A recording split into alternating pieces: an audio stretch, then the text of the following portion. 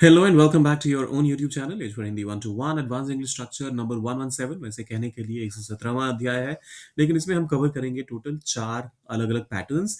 बेहद आसान है, इसी वजह से मैंने 4 को एक साथ एक ही वीडियो में इंक्लूड कर लिया है। करते हैं शुरुआत। अब शिकायत करने का कोई फायदा नहीं है, इतनी देर तक रुकने का कोई मतलब नहीं है। इस तरह के जब भी स्टेटमेंट्स आते हैं, तो उनको ट्रांसलेट करते हुए आपको किस पैटर्न का करना है इस्तेमाल, वो है नो पॉइंट इन और फिर उसके साथ वर्ब का जो आईएनजी फॉर्म होता है, आप उसका इस्तेमाल कीजिए। अब इस्तेमाल कैसे करना है ट्रांसलेशन या फिर सेंटेंस में, आइए वो देखते हैं। अब शिकायत करने का कोई फायदा नहीं है, सेंटेंस में कोई सब्जेक्ट तो है नहीं, तो हम देयर से शुरुआत करेंगे। तो आप कहेंगे देयर इज और उसके बाद नो पॉइंट इन शिकायत करने का। तो इसके लिए आप कहेंगे कंप्लेनिंग। और अब शिकायत करने का कोई फायदा नहीं है, तो now there is no point in complaining now. There is no point in complaining now. अब ये पैटर्न समझ में आ गया तो ये वाला तो और आसान हो जाएगा आपके लिए। इतनी देर तक रुकने का कोई मतलब नहीं है। देर इज अरे there is no point in रुकने के लिए आप यहाँ पे वेटिंग का इस्तेमाल कर सकते हैं या फिर स्टेइंग का भी इस्तेमाल हो सकता है। डिपेंड करता है कि किस चीज के सेंस में इसको कहा जा रहा है। किसी इंसान के लिए रुकने का की बात कही जा रही है, किसी काम के लिए रुकने की बात की जा रही है, या फिर किसी एक जगह पे रुकने की बात की जा रही है। तो अगर किसी जगह पे रुकने की बात की जा रही है तो आप स्टे वर्ड का इस्तेमाल कर लीजिए, वर्ब का, या फिर यहाँ पर किसी काम के होने के लिए अगर आप इंतजार करने की बात कर रहे हैं तो waiting. So there is no point in waiting, इतनी देर तक, सो लॉन्ग।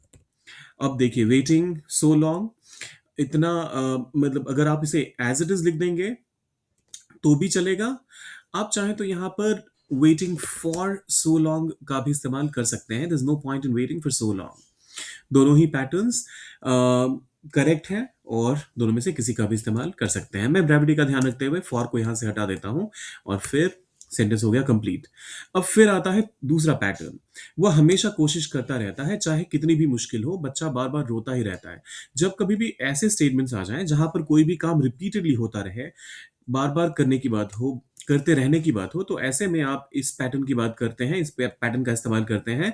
कीप या फिर जो भी वर्ब का आई मीन सेंटेंस में कीप का जो भी करेक्ट वर्ब यूज होना चाहिए उसका इस्तेमाल करेंगे आप। और फिर उसके साथ वर्ब का आईएनजी फॉर्म। वह हमेशा कोशिश करता रहता है। प्रेजेंट सिंपल में हम इसे बनाएंगे क्योंकि सिंपल एक पैटर्न की बात कही जा रही है कि वो हमेशा ऐसा करता रहता है। सो ही कीप्स ट्राइंग। वह कोशिश करता रहता है चाहे कितनी भी मुश्किल हो। अब ही कीप्स ट्राइंग के बाद आप कहेंगे चाहे कितनी भी मुश्किल हो के लिए, no matter how hard it is. He keeps trying no matter how hard it is. और यहां पर he keeps trying के बाद कॉमा लगाना मत भूलिएगा। बच्चा बार बार रोता ही रहता है। एक खास बच्चे की बात हो रही है। So the child keeps crying. बस इतना सा है। बच्चा बार बार रोता ही रहता है, द चाइल्ड कीप्स क्राइंग। फिर आता है तीसरा पैटर्न जिसमें हम कहते हैं कि आप पहले स्टॉप्ड का इस्तेमाल कर दीजिए और फिर उसके बाद वर्ब का आईएनजी फॉर्म इस्तेमाल कीजिए। अब किस सेंस में इसका इस्तेमाल होता है? जब कोई भी काम होना बंद हो गया हो, तो उस केस में आप स्टॉप्ड और फिर वर्ब का आईएनजी का इस्तेमाल कर सकते हैं, वर्ब का आईएनजी फॉर्म का। उसने, ही अगर लड़के की बात है तो, लड़की की बात है तो फिर शी ऑब्वियसली। बातचीत करना बंद कर दिया तो बंद कर दिया, ही स्टॉप्ड टॉकिंग। बिना बात के, फॉर नो रीजन। जब कभी भी आपको बिना बात के किसी भी सेंटेंस में इस्तेमाल करना हो तो आप फॉर नो रीजन का इस्तेमाल कर लीजिए। He stop talking for no reason. वह पढ़ाई करते करते पानी पीने के लिए रुकी। वह रुकी, शी स्टॉप्ड। पढ़ाई करते करते, शी स्टॉप्ड स्टडिंग। और किस चीज के लिए, पर्पस क्या था, पानी पीने के लिए, टू ड्रिंक वाटर।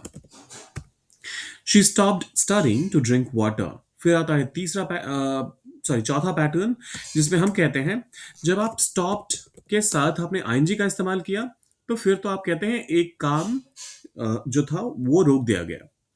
लेकिन जब आप स्टॉप के साथ अगर टू और फिर वर्ब का इस्तेमाल करते हैं या फिर इन्फिनेटिव फॉर्म का इस्तेमाल करते हैं तो इसका मतलब होता है कि जो पर्पस था रुकने का, वो पर्पस ही था मतलब पर्पस जो था उस वही आप इस वर्ब के तौर पे इस्तेमाल करेंगे।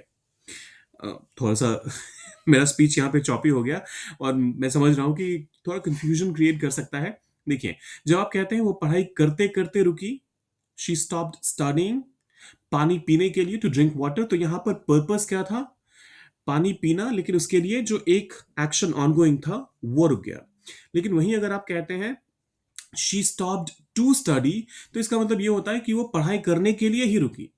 अब जैसे इस सेंटेंस में देखिए, उसने उन्होंने भाषण के बीच में रुककर सबको धन्यवाद किया। उन्होंने, दे स्टॉप्ड, उन्होंने रुककर, दे स्टॉप्ड टू सबको धन्यवाद किया, थैंक एवरीवन भाषण के बीच में। अब भाषण के बीच में के लिए आप कह सकते हैं ड्यूरिंग द स्पीच या फिर in the middle of the speech. They stopped to thank everyone during the speech. तो अनलाइक पिछला वाला जहां पर एक एक्शन रोका गया, यहां पर एक्शन ही रुकना था। यहां पर पर्पस जो था वो थैंक करना था, लेकिन एक्शन जो था वही रुकना था। इस वाले सेंटेंस से आप और बेहतर समझ पाएंगे। अपनी लंबी यात्रा पर वह अपने पैर फैलाने के लिए रुका। कहते हैं ना, थोड़ा सा स्ट्रेचिंग कर लेते हैं, तो वह रुका, ही स्टॉप्ड, पैर फैलाने के लिए, टू स्ट्रेच, अपनी लंबी यात्रा पर, during his long journey, he stopped to stretch during his long journey.